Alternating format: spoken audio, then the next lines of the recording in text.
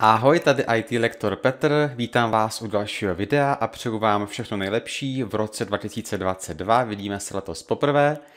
Mám pro vás připravenou vychytávku, kterou jsem se naučil teprve nedávno.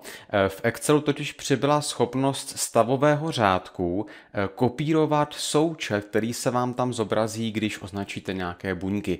Tak se dívejte, tady ta vychytávka je zajímavá. A pro další videa nezapomeňte odebírat můj kanál, dejte like a napište mi do komentářů, co by vás třeba zajímalo příště.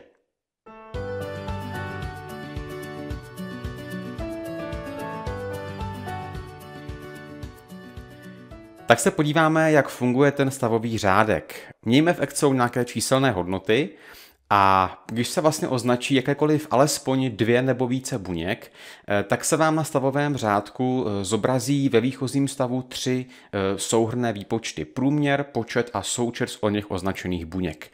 To je taková okamžitá informace, říkáme tomu automatický přepočet. Když se na tu část tady toho stavového řádku klikne pravou myší, tak se tam dokonce dá zapnout, aby se vám zobrazovalo i třeba minimum, maximum nebo počet buněk pouze s číselnými hodnotami, čili tam můžete mít až 6 informací najednou, které se vám vždycky počítají z těch aspoň 2 označených buněk. Akorát, že ve dřívějších verzích nebylo možné s takovou informací nijak nakládat a když jsme s tím chtěli počítat, museli jsme se to někam ručně přepsat anebo tam dát přímo funkce do těch buněk nějaké vzorce.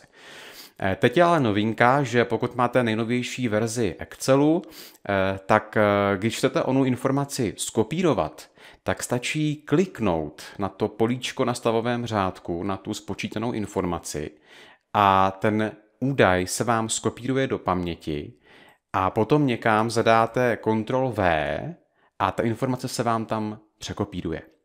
To je velice hezká věc, doporučuji si ji vyzkoušet. Já už to dělám 14 let, ale tohle jsem se naučil teprve nedávno na jednom kurzu, kdy si toho právě všiml jeden z účastníků.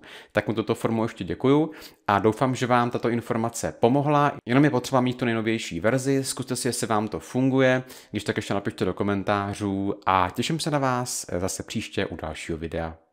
Tak ahoj!